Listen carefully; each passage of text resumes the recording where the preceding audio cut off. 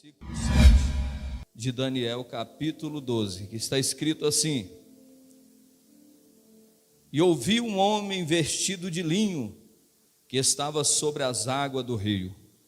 E quando levantou a sua mão direita e a sua mão esquerda ao céu, jurou, por aquele que vive eternamente, que depois de um tempo, de tempos e metade de um tempo, e quando tiveres acabado de destruir o poder do povo santo, todas estas coisas serão cumpridas.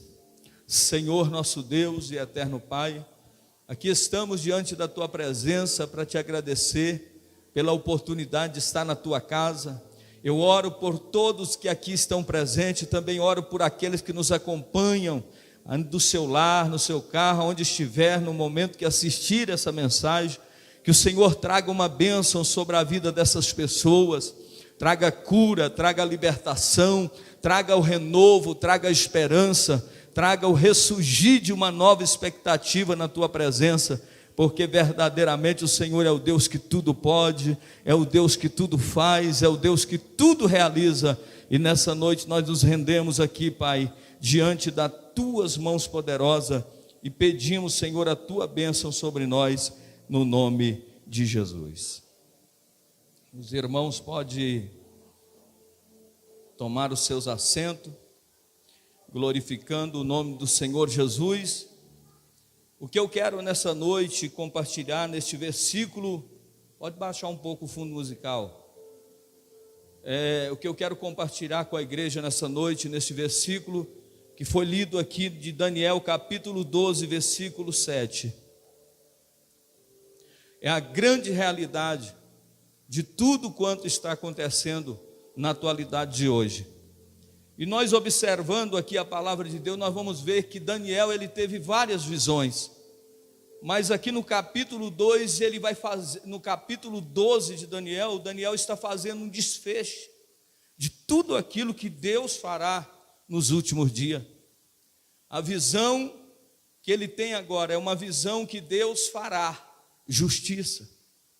Se nós olharmos o capítulo 12, nós vamos ver logo nos primeiros versículos, ele falando, muitos, no versículo 2, que dormem no pó da terra, uns ressuscitarão para a vida e outros para a vergonha eterna. Então nós percebemos que há uma justiça de Deus embutida dentro desse capítulo de Daniel aqui agora, porque ele vai tratar de alguns assuntos. Se nós observarmos o capítulo 9 de Daniel, do versículo 20 a seguir, nós vamos ver que Daniel está falando sobre as 70 semanas e daquilo que aconteceria ao decorrer do cumprimento da profecia. O livro de Daniel, o livro de Ezequiel, são livros escatológicos, juntamente com o livro de Apocalipse. E para que nós entendamos a profecia, a palavra de Deus, nós precisamos ficar atentos, porque ler por ler nós não vamos entender nada, mas se através do Espírito Santo nós vamos ter o discernimento daquilo que verdadeiramente Deus quer falar aos nossos corações. E quando Daniel tem essa visão deste homem com as mãos levantadas, ele está falando sobre a nação de Israel. Ele vai falar aqui sobre o acontecimento já no final dos tempos, porque ele fala de dois tempos. Ele fala de um tempo onde se encontrará uma aliança, mas no mesmo instante, essa própria aliança será quebrada. E nós sabemos que o reinado que virá no final dos tempos será um reinado de falsa paz, uma paz momentânea que ela terá fim, mas o Deus de Israel fará justiça a todos quanto merecem, a cada um conforme o que plantou, cada um vai colher aquilo que plantou. Então nós percebemos o quê? Que nós estamos vivendo os dias finais da igreja na face da terra. Olhando os acontecimentos, nós vamos ver algo surpreendente que está acontecendo, e pode até acontecer alguma coisa, dependendo da intensidade que acontecer, a erupção daquele vulcão nas Ilhas Canárias, lá na Espanha, a gente tem visto e acompanhado que muitas e muitas pessoas estão desabrigadas, centenas e centenas de pessoas tiveram que deixar as suas casas, e a gente percebe que mais de 100 casas já foram destruídas pelas lavas do vulcão Cumbre Vieja, que é um vulcão que voltou a ressurgir novamente. E segundo os estudiosos, o que está acontecendo naquele lugar pode até mesmo trazer consequência, né? Na região da Espanha já está causando, nas regiões da África também.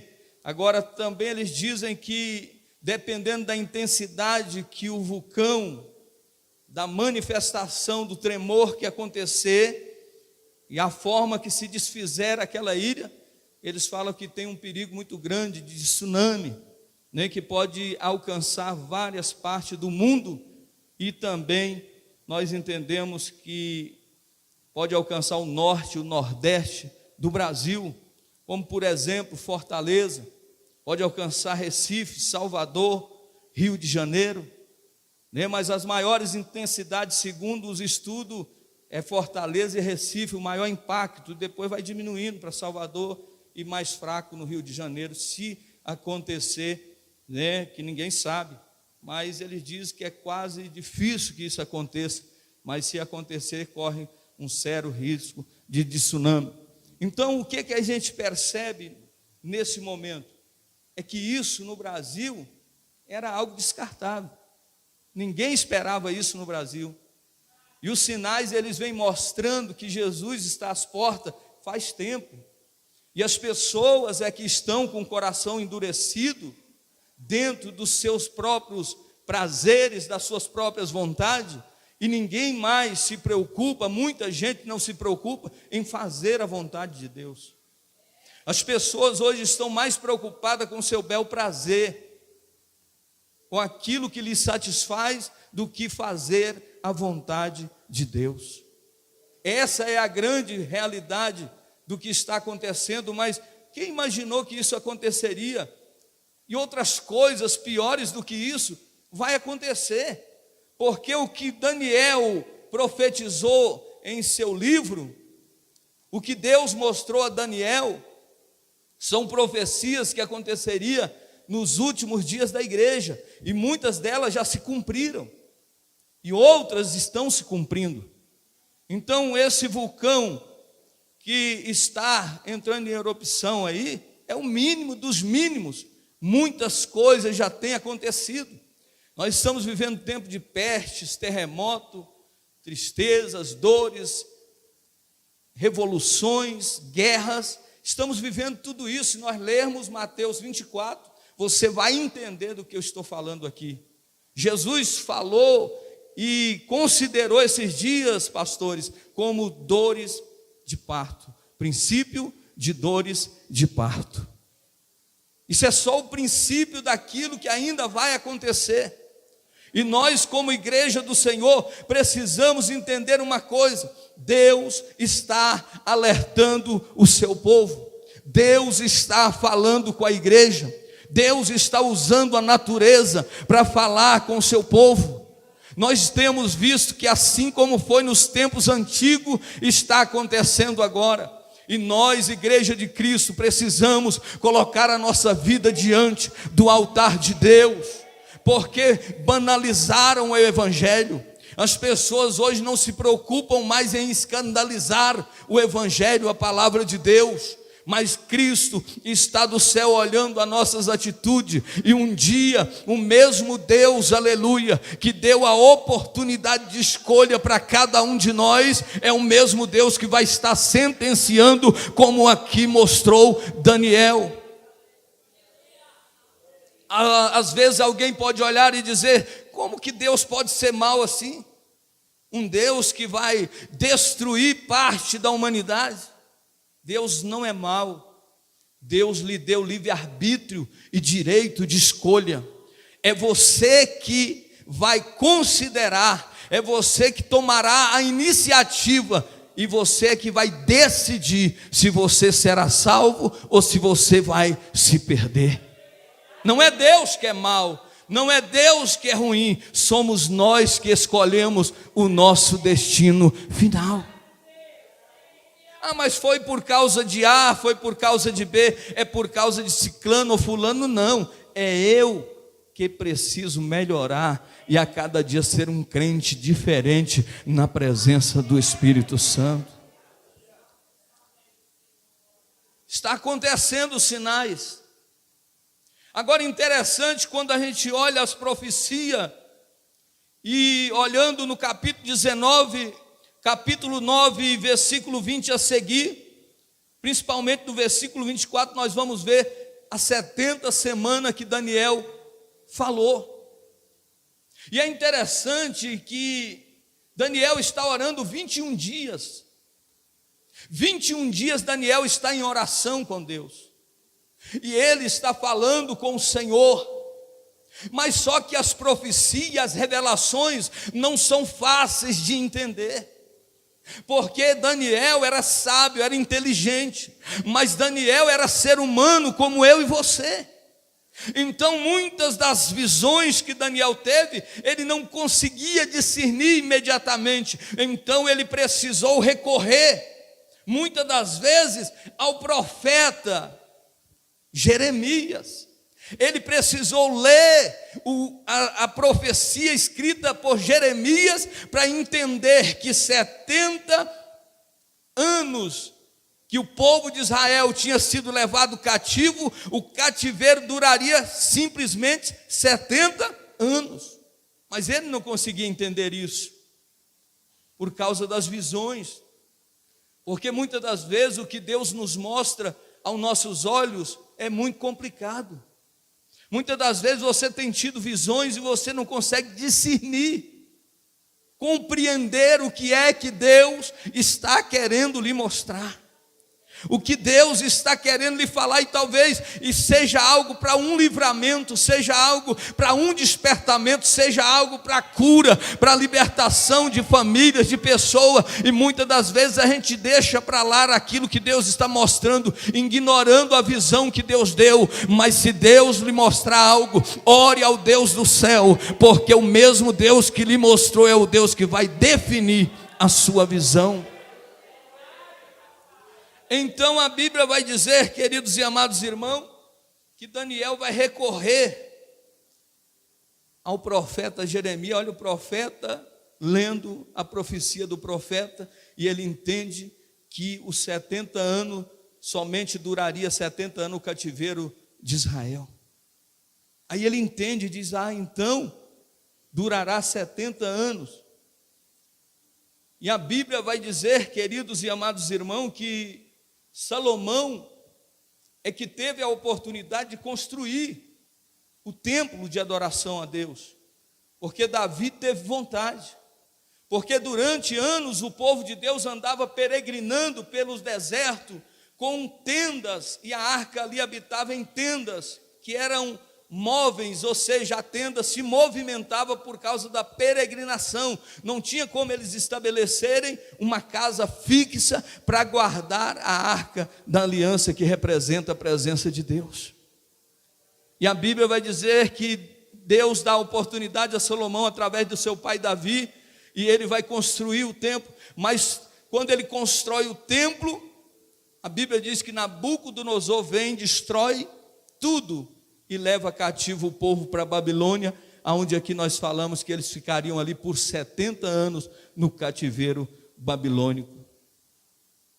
Então 70 anos no cativeiro, e agora está chegando a hora, porque Daniel entendeu que era só 70 anos, e Deus os livraria daquele lugar.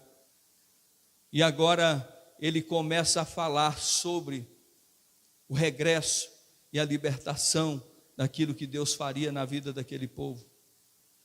E a Bíblia vai dizer que Neemias vai até Jerusalém, por ordem do rei, para reconstruir os muros, que a Babilônia tinha destruído a cidade, e o templo também. E vai dizer a palavra que Esdra também vai descer aquele lugar, e eles vão reconstruir o segundo templo. O segundo templo agora está reconstruído. Mas o tempo vai passar. E a Bíblia vai dizer que depois o segundo templo foi destruído novamente. Sabe quando? 70 anos depois de Cristo. O templo agora foi destruído pelo imperador Tito.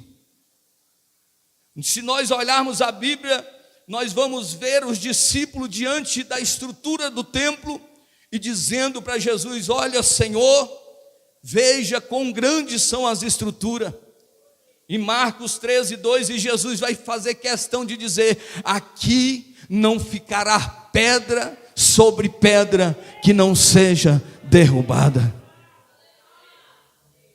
Meus queridos e amados irmãos, a profecia de Daniel está se cumprindo na atualidade em que estamos vivendo, porque ele profetizou a chegada do Messias, ele profetizou que seria ungido o Messias, e ele falou isso, e se concluiu no tempo em que o próprio Jesus foi batizado por João lá no Jordão. É a profecia que está cumprindo. O que eu quero que você entenda nessa noite, o que está acontecendo em toda a face da terra, são as profecias que o Senhor falou através dos seus profetas, que estão cumprindo na atualidade que estamos vivendo. E aí tem muito crente desapercebido, escandalizando, dizendo que é isso, que é aquilo, mas quem serve a Deus de verdade, sabe que a mão de Deus está estendida, e que muito em breve chegará o justo juiz para corrigir todas as coisas que estão fora do seu lugar. O Senhor vai corrigir as coisas que estão fora do lugar. Mas Jesus profetizou e disse: olha, não vai ficar nada que não seja derrubado. Jesus é crucificado, é cumprida a profecia de Daniel. Então Jesus vai subir ao céu, mas na fúria dos imperadores, eles começam a perseguir a igreja e vão destruir o templo de adoração a Deus. Agora 2000 anos se passaram, e ficou no coração dos judeus a saudade de fazer as suas cerimônias, os seus cultos, como era feito no Antigo Testamento, como eles faziam enquanto tinham templo de adoração a Deus, o sacerdote com as suas vestimentas, o sacrifício que era feito, o local onde eles adoravam. Agora só existe algo onde eles podem, aleluia, adorar o nome do Senhor. 2000 anos se passaram e no coração deles ficaram ardendo o desejo de voltar a adorar a Deus na casa do Senhor. Mas a Bíblia vai dizer, e a história diz o seguinte, que em 1967 em Jerusalém foi reconquistada na guerra de 6 dias. Jerusalém agora é reconquistada novamente, mas o que simplesmente restou daquele lugar foi parte do templo conhecido como Muro das Lamentações.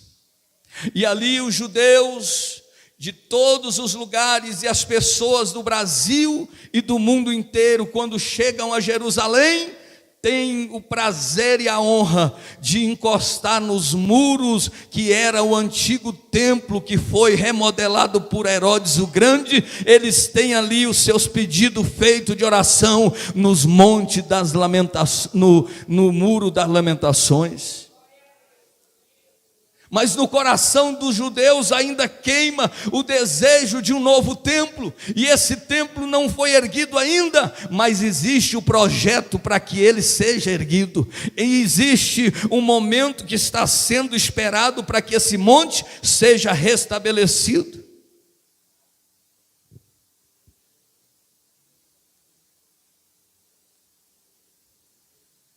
Nós sabemos que o monte onde foi construído o primeiro templo era o Monte Moriá, aonde Abraão levou o seu filho Isaque para sacrificar. E até hoje eles têm o desejo da reconstrução desse templo. Mas há muitos judeus que não se converteram ao cristianismo, que ainda aguardam o Messias. Mas para nós que vemos a obra e o sacrifício vivo que ele fez, porque eles esperavam um Cristo que viesse com muito poder, como um grande político da época, e dominasse com muita força e sabedoria. Então eles não acreditavam no Jesus que nasceu em uma manjedoura, que foi profetizado há 700 anos a sua vinda para salvar a humanidade. Eles não deu crédito à pregação daquele que entrou pelas ruas de Jerusalém, não a entrada triunfal, montado no lombo de um jumento, e todos dizendo: Hosana, Hosana, bendito seja o nome do Senhor. Eles não deram crédito naquele que curou o cego, eles não deram crédito naquele que curou a enfermidade, aquele que trouxe vida e ressuscitou os mortos. Eles crucificaram, condenaram, trocaram ele por um ladrão, e ele foi crucificado, mas a Bíblia diz que ele passou por humilhações pela via dolorosa em tempos de festa, foi exposto para todos que ali estavam em Jerusalém, mas a Bíblia diz que como ovelha muda, como profetizou o profeta, ele não abriu a sua boca para reclamar, e foi andando e não falava nada. Foi levantado entre dois ladrões, salvou um e o outro mesmo se condenou. E a Bíblia diz que depois deles tentarem quebrar os ossos das pernas de Jesus, para que ele se sufocasse e morresse mais depressa, mas quando eles armaram para fazer, houve um grande terremoto, porque o profeta já havia profetizado que nenhum dos ossos dele seriam quebrados, e a profecia precisa se cumprir. Aleluia. E quando eles chegam, fura do seu lado, sai água com sangue, e a Bíblia diz que às 3 horas da tarde a morte tentava tomar posse do corpo de Jesus, mas não podia, porque ele é a própria vida. Então o próprio Jesus vai dizer: aleluia, Pai, nas tuas mãos eu entrego o meu espírito, e diz que ele adormeceu. O céu vai se escurecer, vai acontecer um grande terremoto, o véu que dividia foi rasgado de cima a baixo, e muitos disseram: verdadeiramente este era o Filho do Deus de Israel. Muitos ainda esperam o Messias, mesmo depois de um Cristo que diz a palavra que com medos e escondido, alguns discípulos estavam escondidos em suas casas. Quando pela manhã eles vão ao sepulcro, uma mulher chamada Maria, algumas mulheres, para embalsamar o corpo dele, mas quando elas vão pelo caminho se perguntando: quem vai rolar a pedra para nós, sendo que é tão pesada? Mas a Bíblia diz que quando elas chegam lá, a pedra já havia sido removida, e ela olha lá, não vê mais o corpo de Jesus. Quando elas voltam, ela vai ver um anjo assentado em cima da pedra, e vai dizer para ela: por que procura entre os mortos aquele que vivo está? Não está mais aqui, mas ressuscitou. Jerusalém está vivendo um grande conflito. Vidas que estavam aprisionadas foi liberta na ressurreição do nosso Senhor e Salvador Jesus Cristo. Queridos e amados irmãos, mulheres voltam correndo e anuncia que ele estava vivo. Nós conhecemos a história e sabemos de alguns discípulos que foram o caminho de Emaús, falando sobre o que tinha acontecido. Jesus vai fazer questão de se aproximar deles, andar com eles e dizer: o que estão falando? E diz: tu és um peregrino em Jerusalém, não sabe que mataram o grande rei, o nosso mestre, Jesus, o amado, o Deus de Israel? E eles não perceberam que estavam falando com Jesus já ressuscitado. E a Bíblia vai dizer que quando chega no momento de partir o pão, eles percebem e diz: não ardia em nossos corações quando ele falava no caminho conosco. Ele é verdade, eu também senti o fogo ardendo, e somente um é capaz de fazer isso, é Jesus. E quando eles procuraram, ele já não estava mais lá. Muitos discípulos não creram como Tomé, dizendo: eu só acredito se eu tocar. E Jesus faz questão de se apresentar a ele e dizer: Tomé, eu estou aqui, paz seja convosco. Oh, Jesus, disse Tomé, Jesus disse: Tomé, porque me viste e creste? Bem-aventurado o que nunca viu e crê.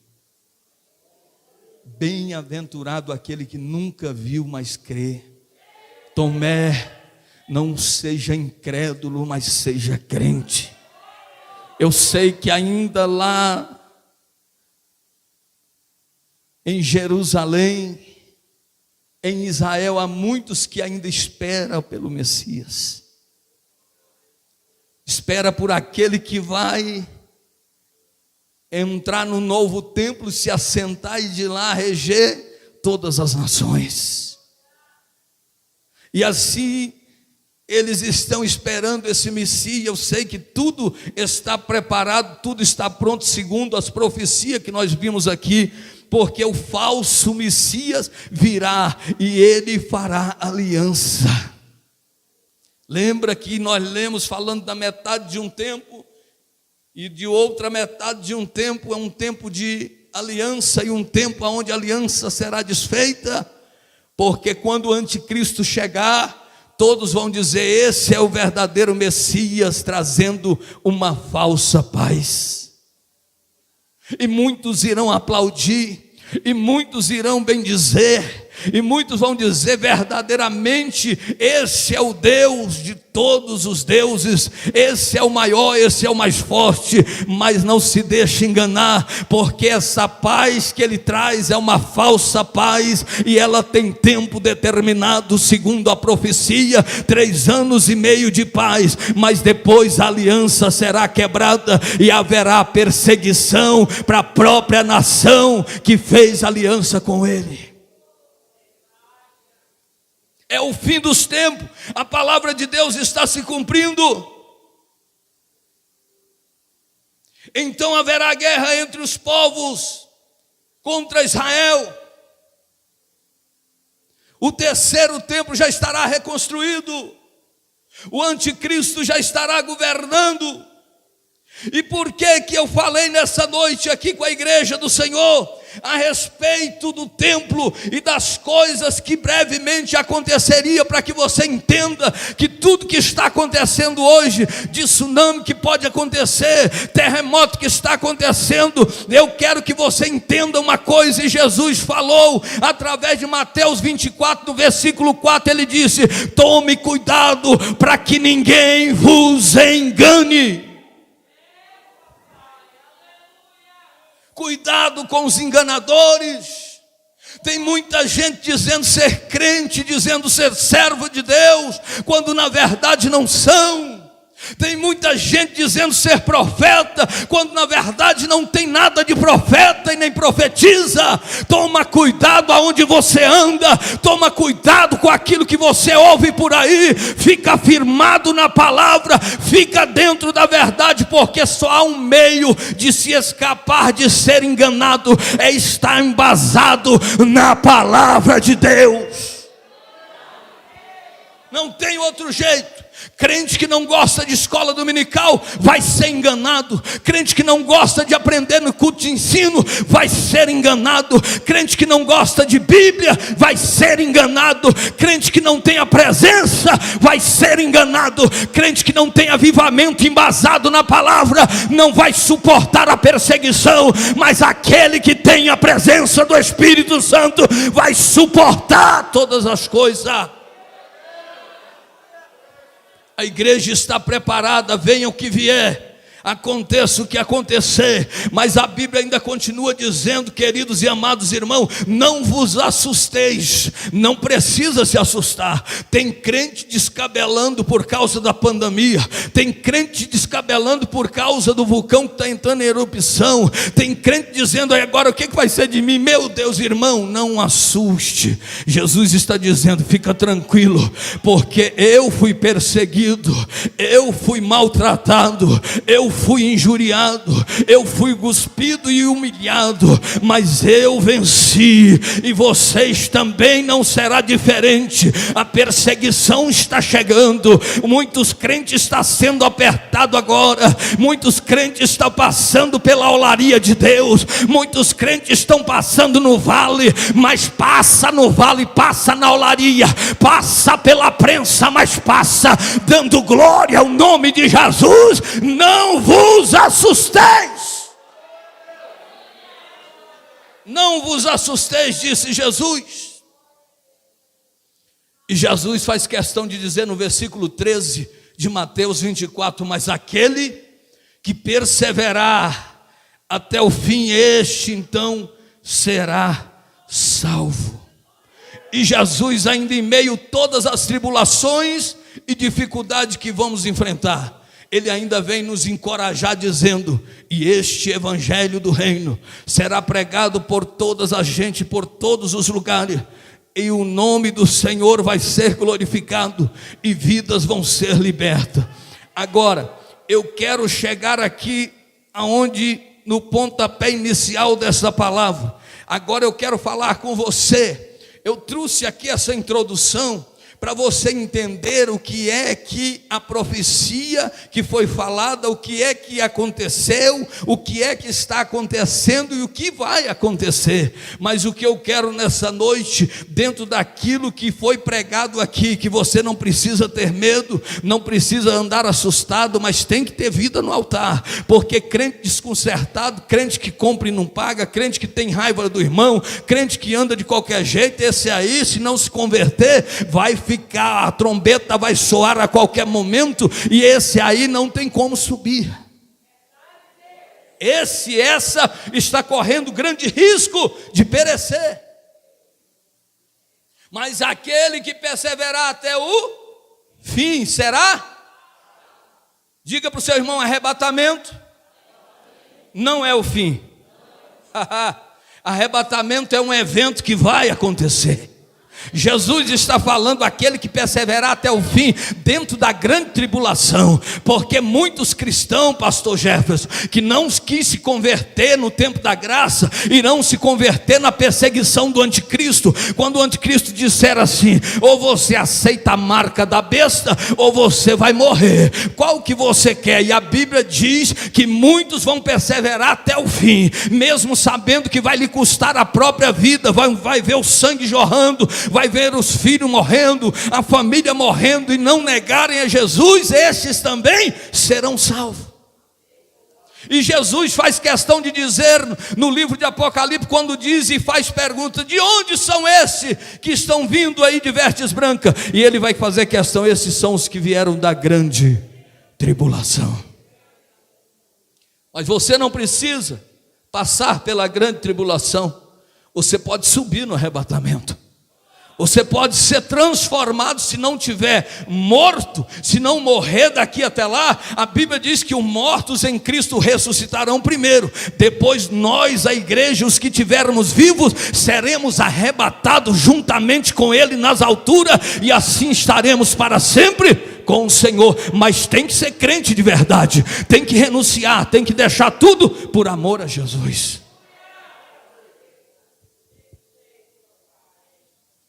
E eu quero te perguntar nessa noite, segundo o que está escrito em um dos profetas menores, Amós 4:12, a parte B: prepara-te, ó Israel, para encontrar com o Senhor teu Deus. Prepara-te, ó Israel, para encontrares com o Senhor teu Deus. Falamos aqui de um templo de Salomão que foi destruído, pastor Jefferson, pastor Divino, pastores. Falamos de um templo de Esdras, Neemias, que foi também reconstruído, remodelado por Herodes, mas que também foi destruído em 70 depois de Cristo. E hoje resta os muros das lamentações, mas que a qualquer momento será erguido um novo templo para adoração ao falso Messias. Mas o que eu quero falar, prepara-te, ó Israel, para encontrar com o Senhor teu Deus. Sabe o que eu quero te dizer? Quando falamos de templo aqui, Paulo, em sua carta aos Coríntios, no capítulo 3, versículo 16, ele vai dizer: não sabeis vós que vós sois santuário de Deus e que o Espírito habita em vós? Não sabeis vós que vós sois santuário, vós sois morada de Deus e que o Espírito de Deus habita em vós? O próprio Jesus estava dizendo: se eu for, ele não vem. Se eu não for, ele não vem. Ficai-vos, pois, em Jerusalém, até que do alto vos seja revestido do poder. Ser-me-eis testemunha na Judéia e em Samarias e até os confins da terra. E aí o Espírito Santo veio e encheu a igreja, porque o profeta também Joel já havia falado que o Espírito seria derramado sobre toda a carne. Hoje eu vejo homens ignorantes dizendo que a mulher não pode fazer a obra, que o menino não pode fazer a obra. Que ignorância é essa? O Espírito foi dado a todos, sobre toda a carne. Todo ser que tem fôlego e adora o nome de Deus pode ser cheio do Espírito Santo. Você é casa, você é morada, você é casa. Não deixa Satanás destruir esse templo. Não deixa o inimigo destruir esta casa. Porque esta casa, quem é dono dela tem ciúme. Ele não divide a glória dele com ninguém. A Bíblia diz que o negócio para ser crente, pastor Juliano, é apertado, é estreito. A porta não enlargueceu, ela continua apertada do mesmo jeito. É o povo que modernizou as coisas, é que está evoluindo, fazendo shows com a casa de Deus, brincando com a palavra de Deus. Mas ainda existe um remanescente que mesmo no meio da Babilônia não se converte aos ídolos e não se contamina com as comidas sujas de Satanás, e que ainda continua adorando o nome dele. Eu estou diante desse povo aqui e eu posso ouvir um glória aqui e aí em casa. Te prepara para encontrar com o Senhor teu Deus. Te prepara. Ageu capítulo 1 versículo 8 vai dizer: subi ao monte, trazei madeira, edificai a casa, dela me agradarei e serei glorificado, diz o Senhor dos exércitos. Aleluia. Queira ou não queira cada um de nós, cada ser humano um dia se encontrará com Deus. O que é esta vida diante da eternidade?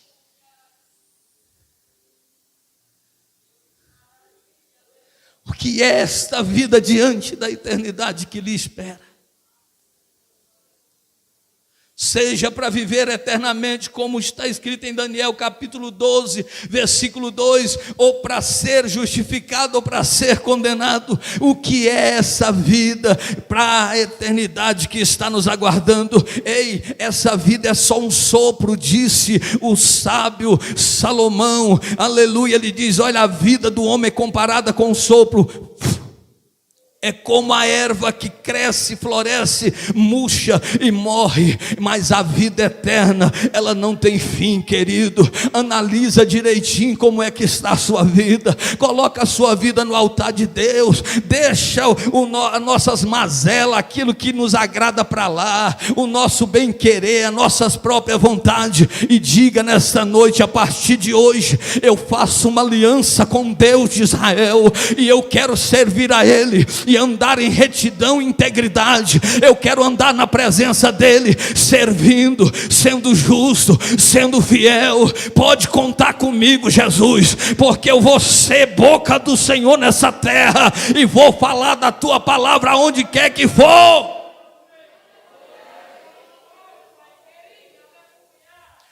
O profeta Amós, ele vem nos preparando para esse dia. É como um ciclo da vida, como um pai que prepara um filho para a vida. Logo quando a criança nasce, o pai se preocupa em ensinar os primeiros passos, colocar ele numa escola, e ele começa a aprender as primeiras letras, e quando se torna um jovem, ele vai buscar uma universidade, começa a buscar um emprego, e termina com uma faculdade, e essa pessoa então vai buscar uma pós-graduação, vai melhorando, assim ele é capaz de conseguir um melhor salário, uma vida melhor. Agora, ele quer procurar, depois de ter um emprego, está preparado, ele quer uma cara metade. Ele vem ali logo o casamento, depois do casamento vem o sonho, vem os filhos, e começa um novo ciclo, a vida não para. Em nossa vida espiritual nós temos que preparar, mas em que devemos preparar? Nós não podemos continuar paralisados. Paulo chegou um dia e disse para a igreja: vocês não evoluíram, vocês ainda precisam de leite, vocês ainda continuam sendo criança na fé, e eu não posso falar com vocês como adulto. Tem muita imaturidade no meio da igreja. Tem muitas pessoas que há anos estão na igreja, em vez de evoluir, estão regredindo. Em vez de ser melhor, está piorando. Em vez de ajudar, está atrapalhando. Mas nessa noite Deus está dizendo que você precisa sonhar, você precisa prosseguir, você não pode continuar paralisado. Prossiga.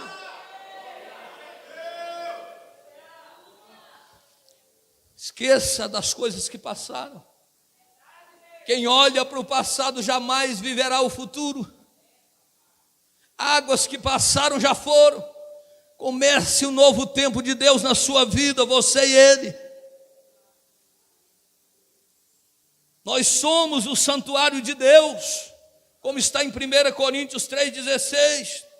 Hoje é tempo em que nós vivemos, o tempo que vivemos hoje, o mundo oferece muitas coisas para ficarmos cheios daquilo que desagrada a Deus. Não é muito difícil você contaminar a sua mentalidade, os seus pensamentos com coisas que não edificam e não traz nenhum fruto para o evangelho e a obra do Senhor.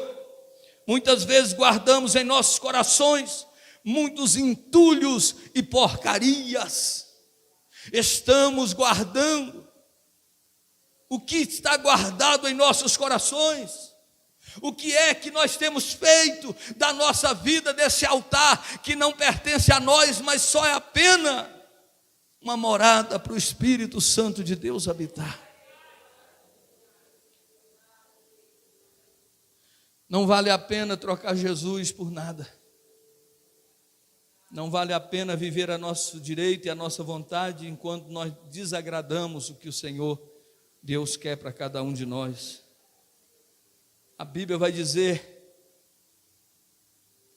em Lucas capítulo 15, do 9 ao 10,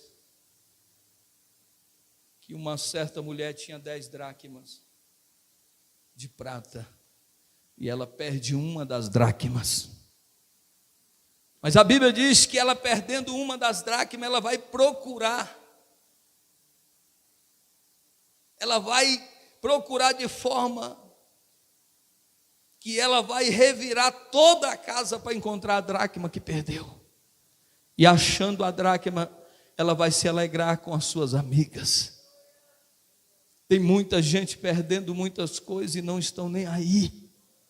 Tem muita gente que já perdeu a presença do Espírito Santo e não tem mais a graça de Deus e não está nem aí. A mulher tinha 10, perdeu um, ela podia dizer, ainda tenho 9. Não, ela vai buscar o que tentaram tirar. Eu já te disse, não deixe Satanás destruir o templo que é você. Não deixe Satanás tirar a tua fé. Não deixe Satanás tirar o louvor que sai pelos seus lábios para adorar o único e eterno Deus. Não deixe Satanás roubar a tua santidade. Fica na presença, vai em busca, se perder, se humilha, chora que Ele te dá de volta. Vivemos tempos onde as pessoas estão desanimadas, cabisbaixas, e não se preocupa mais com nada referente à obra de Deus. Irmãos, nós estamos vivendo os últimos segundos no relógio de Deus. Coloca a sua vida no altar. Talvez essa mensagem não agrade muitas pessoas que estão fazendo projetos e planos futuros. Não sou contra projetos e planos, mas desde quando Deus está em prioridade em nossas vidas? Você pode fazer todos os projetos que você quiser, mas Deus precisa estar em primeiro lugar na sua vida. Se o plano e o projeto está impedindo a obra, cancela ele e vai buscar a Deus primeiro. Se esse projeto, por mais lindo, por mais grandioso, está roubando a graça de Deus da sua vida, abandona esse projeto, coloca ele para paralisar por um tempo, retorna para a presença e se encha do poder de Deus. Devemos ser um santuário adornado para receber cada dia mais e mais do Senhor. Mas a Bíblia vai perguntar, como se preparar? Se somos templo, o versículo que nós lemos aqui falou, em Ageu capítulo 1:8. Primeira coisa que o profeta vai dizer, subir ao monte. Subir ao monte não é fazer alpinismo, não. Não é fazer uma grande escalada na montanha. É por isso que eu estou dizendo que aquilo que é de Deus, você precisa discernir espiritualmente. E subir ao monte é algo simples para muitas pessoas, mas Deus nos revela algo nessa noite através dessa palavra, porque quando falamos de subir ao monte, estamos falando de nos aproximar mais de Deus. Então o profeta vai dizer, subir ao monte. Em outras palavras, ele está dizendo, aproxima mais de Deus, meu filho, aproxima mais de Deus, jovem, aproxima mais de Deus, obreiro, busca a presença do Senhor. Subir ao monte representa intimidade entre ti e o Deus que você serve. Ei jovem, ei senhora, senhor, você que me assiste através do canal oficial Ebenezer, Deus quer intimidade contigo. Deus quer falar contigo na manhã, na madrugada, à tarde, de noite, e Ele quer diálogo entre você e Ele. Mas Ele está dizendo nessa noite aqui na Assembleia de Deus Ebenezer de Planaltina de Goiás, subir ao monte, é o que o profeta está dizendo. Sobe, sobe, sobe como? Descendo. Sobe como se humilhando, sobe como lendo a palavra, sobe como jejuando, sobe como orando constantemente sem parar, sobe como se humilhando debaixo das mãos potentes de Deus, porque em tempo oportuno Ele te exaltará. Sobe. Então a primeira coisa é essa, é subir, é ter intimidade. Lembra que eu falei que muitos começaram bem e estão terminando mal. Mas deixa eu te falar uma coisa, Oséias capítulo 6 versículo 3, ao profeta vai dizer, conheçamos, conheçamos, conheçamos e prossigamos, e prossigamos, e prossigamos em conhecer o Senhor. Oh, aleluia, aleluia, aleluia. Um casal, quanto mais ele se relaciona, mas ele se conhece a cada dia. E assim a nossa vida com Deus tem que ter relacionamento, tem que continuar, continua louvando, continua pregando, continua congregando, não pare.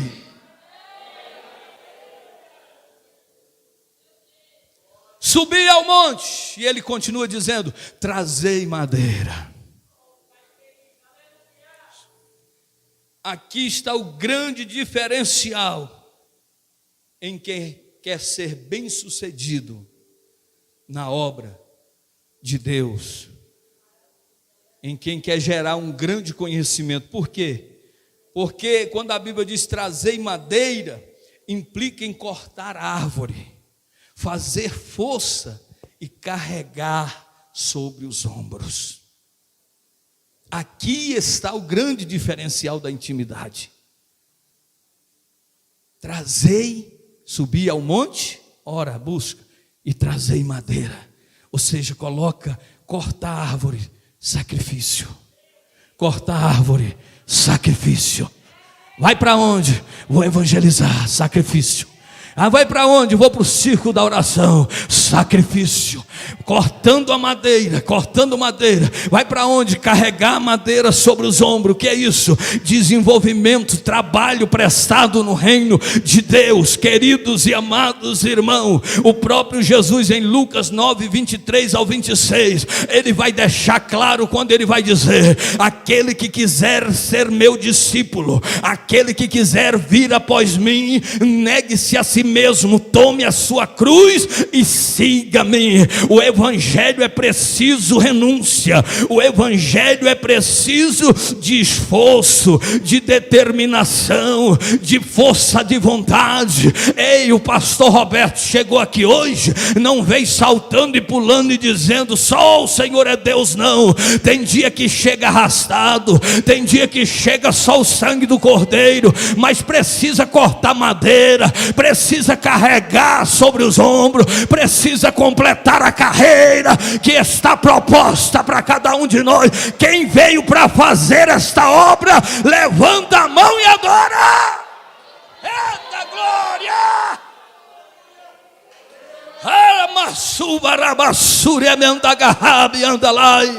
Eu vejo muito crente desocupado, sem nenhum tipo de função, não quer trabalhar, não quer fazer nada, fica se escondendo dentro da igreja.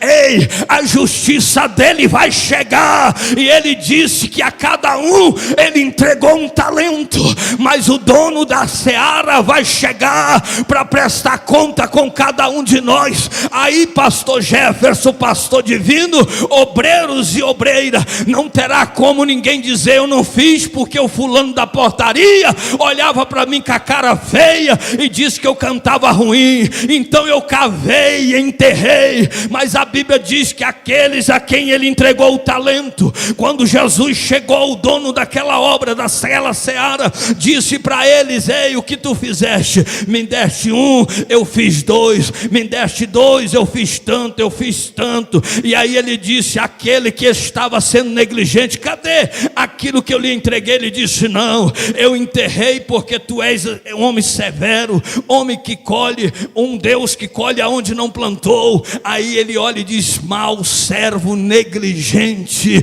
tu não tem fidelidade, então não fez a minha obra. E a Bíblia é clara, igreja, que ninguém deverá comparecer com as mãos vazias diante do Senhor Deus de Israel. Aquele que faz para aparecer vai perecer, aquele que faz por inveja ou por contenda não vai prevalecer, mas aquele que faz por amor e sinceridade, humildade, até um glória que você dá com amor, Jesus recebe e vai a multiplicar a bênção sobre a tua casa.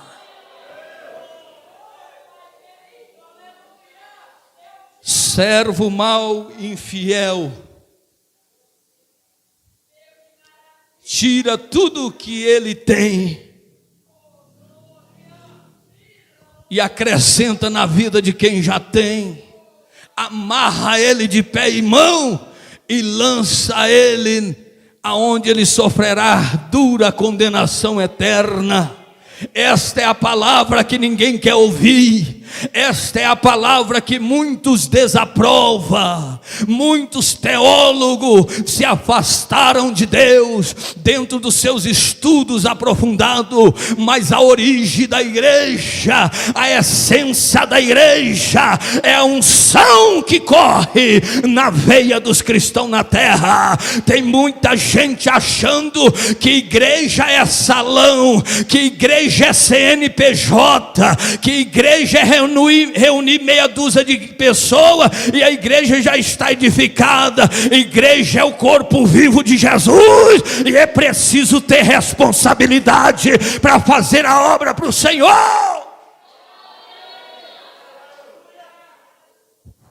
Cuidado para que ninguém vos engane, disse a palavra do Senhor. Agora, queridos e amados irmãos, não adianta querer que Deus faça aquilo que já nos deu autoridade para fazer. Ei, tem gente pedindo o que é você que tem que fazer. É Jesus, vem, Jesus já veio, Jesus faz, ele já fez. Eis que eu vos dou a autoridade. Ide por todo o mundo, pregai o evangelho a toda criatura. Quem crê e for batizado será salvo, porém quem não crê será condenado. E estes sinais acompanharão os que creem: em meu nome expulsarão os demônios, falarão novas línguas, e se beberes alguma coisa mortífera, não lhe fará dano algum, e imporão as mãos sobre os enfermos, e eles serão curados. Não peça para Jesus fazer aquilo que ele já deu autoridade para você fazer, em nome de Jesus Cristo. Larga de inventar moda, larga de inventar historinha e começa a entrar no mistério de Jeová e começa a viver o melhor de Deus. Não faz, ainda critica quem está fazendo. Não tem coragem, ainda quer condenar quem tem coragem de fazer. A Bíblia diz que se tiverdes fé, dirá esse monte: sai daqui para acolá, e assim será feito. Os discípulos andavam com Jesus, mas isso não é sinônimo de fé, porque o próprio Jesus, chegando a eles, eles vão dizer: Senhor, acrescenta-nos a fé, ajuda, aumenta, Senhor, a nossa fé. Porque lá no barco, Jesus pergunta, na meio a tempestade, quando acalmou o vento e o mar, e perguntou: aonde está a vossa fé? Tem muita gente sem fé, tem muita gente que apostataram da fé, tem muita gente que estão vivendo só por viver, estão colocando sua fé em outras coisas, mas que a sua fé, a minha fé, esteja somente naquele que tudo pode fazer. Por exemplo, irmão, não adianta nós pedir a Deus para fazer aquilo que Ele já nos deu autoridade. Um exemplo aqui: não adianta orar para Deus tirar o pecado da nossa vida, se nós continuarmos a praticar o pecado e gostar do pecado que estamos praticando. É em vão. Senhor, me ajuda, Senhor, me liberta, Senhor, me dá graça, mas continua amando o pecado que está sendo praticado encoberto. Não adianta. Se nós vermos em Gênesis, no capítulo 4, no versículo 7, na parte B, olha o que diz a palavra do Senhor: eis que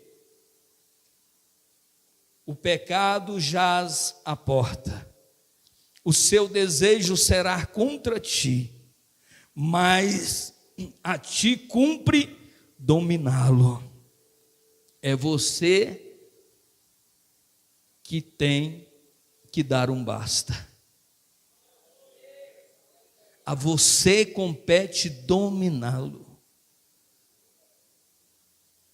Não adianta buscar o psicólogo, não adianta buscar remédios, se você não disser a partir de hoje: nada que eu fazia eu faço mais. Tudo que eu fazia de errado, a partir de hoje eu não faço mais.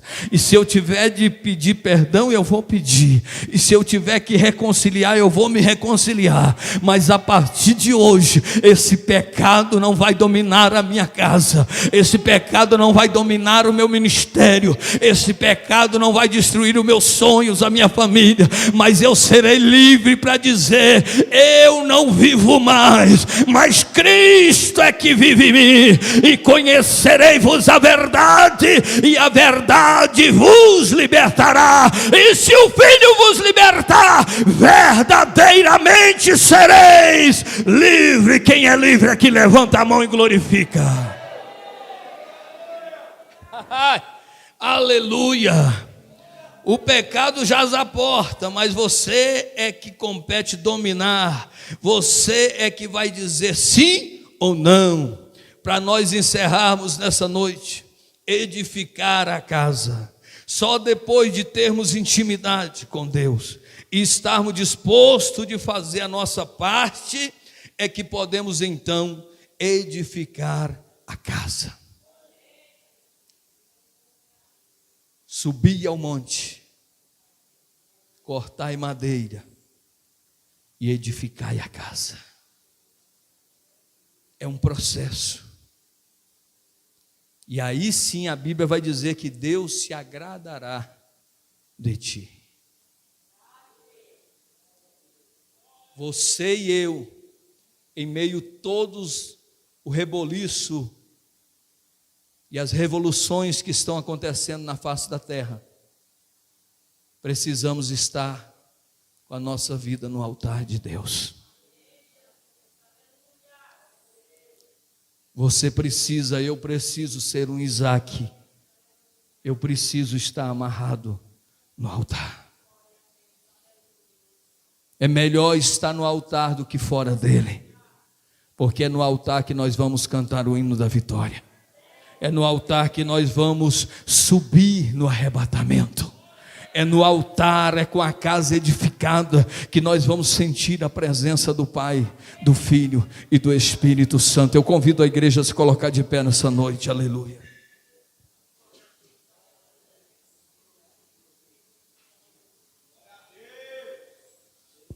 Prepara-te, ó Israel, para encontrar com o Senhor teu Deus. Abra o seu coração nessa noite.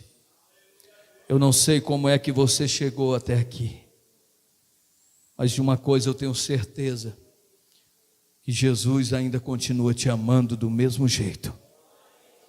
Jesus não se preocupa com as faltas que você cometeu. Jesus não olha para a dificuldade que você tem enfrentado. Jesus quer que você tome uma decisão a partir de agora e viva o melhor de Deus. Não importa se haverá tsunami no Brasil, não importa se a guerra continue, não importa se a fome continue propagando como tem se propagado, não importa que outras pandemias aconteçam e surjam, mas o que importa é que nós precisamos e continuemos na presença do Deus que nos chamou. Paulo estava dizendo: estou sendo entregue à morte, os meus dias estão se aproximando, mas combati o bom combate, encerrei a carreira e guardei a minha fé. É assim que um soldado luta. Soldado luta até o fim. Nem que faça como Urias, nem que faça como Urias. Ainda que Davi tomou a sua mulher, ainda que Davi traiu a confiança do soldado que lhe servia com retidão, naquele dia Davi disse: entra e deita com a tua mulher. O soldado disse: eu não posso fazer isso, os meus irmãos de batalha estão lá no campo e eu não vou entrar. E a Bíblia diz que ele dormiu na porta da casa dele e não entrou, porque o verdadeiro soldado não abre mão da sua fé, ele não abre mão do seu sonho, ele não se rende diante das afrontas de Satanás. E a Bíblia diz que foi entregue nas mãos dele a sentença de morte, para que ele fosse deixasse na frente da batalha, para que ele morresse. E mesmo assim ele ficou calado e foi, e entregou aquela carta e morreu. Mas naquele dia, quando a trombeta soar, a atitude daquele homem vai, aleluia, movimentar o céu, porque Deus olha para nossa atitude como cristão. Tem crente se vendendo por qualquer coisa. Aonde estão os soldados de Cristo? Aonde estão os soldados que um dia juraram fidelidade a esse ministério? Diante desse altar, receberam um óleo sobre a cabeça e depois esqueceram de tudo, jogou tudo fora e transgrediram aquilo que foi feito diante do altar. Honre aquilo que você recebe diante do altar. Honre aquilo que Deus tem te entregado.